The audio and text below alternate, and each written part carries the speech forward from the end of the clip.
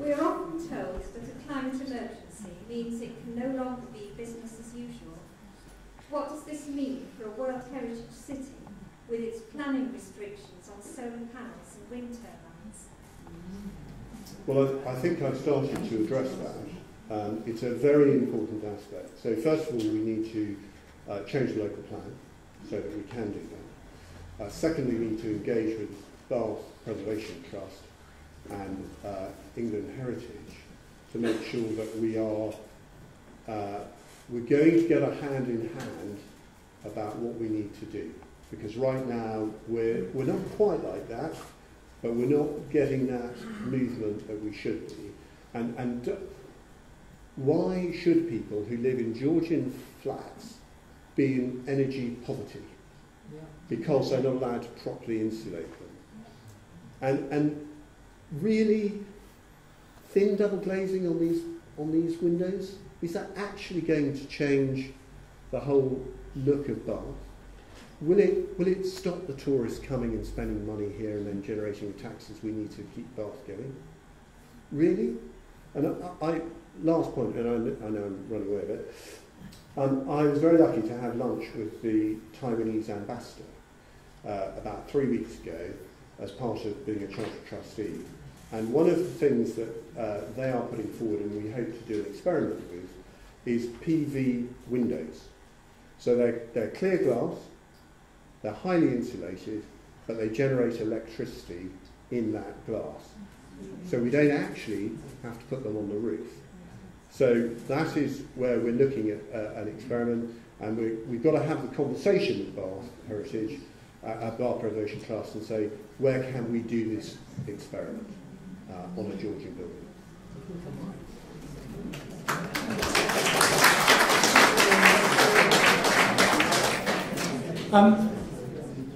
It's all completely bonkers.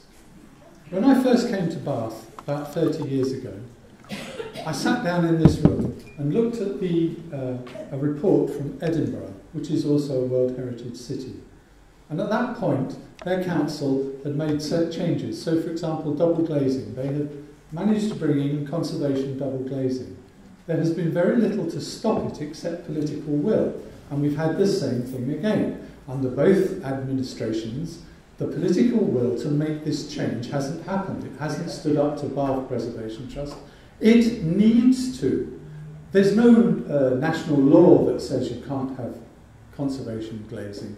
There's no national law that says insulation. What it needs is the will to actually put this stuff into practice.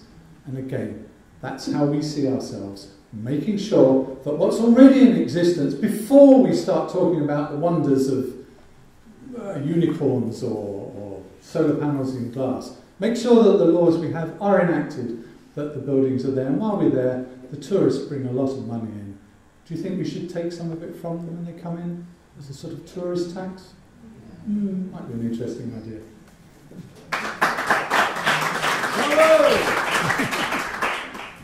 So glad it's a heritage question, because this is what my degree is in. I'm an old history nerd.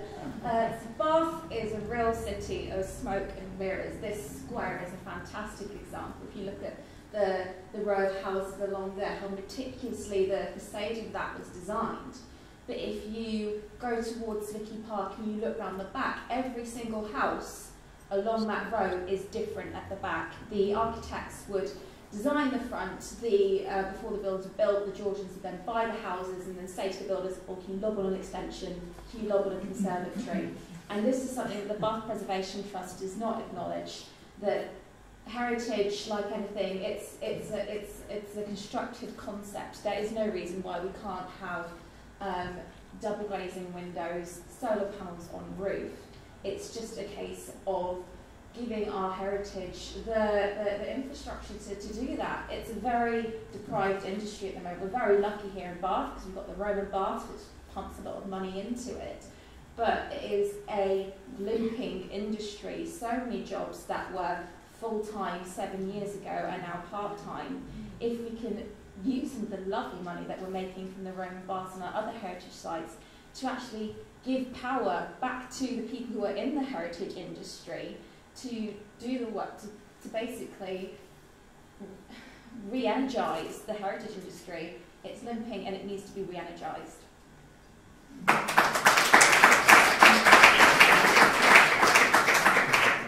Who's going to pass this message on to the Bath Preservation Trust? Because we all seem to be saying the same thing, that we are increasingly irritated by the stringency of the rules about protecting Georgian and other houses. There's another point about the World Heritage Site though, and that's that the types of planning restrictions have meant that many people who work in this city live well outside it, in other parts of Baines and even further afield, Broome and so on.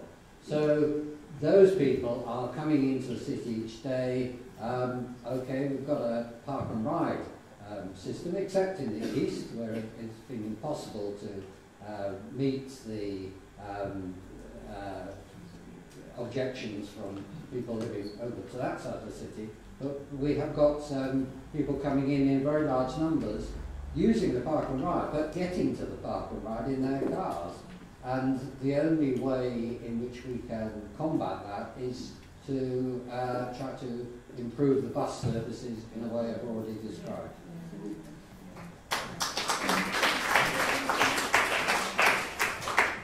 There is a simple way to deal with this issue.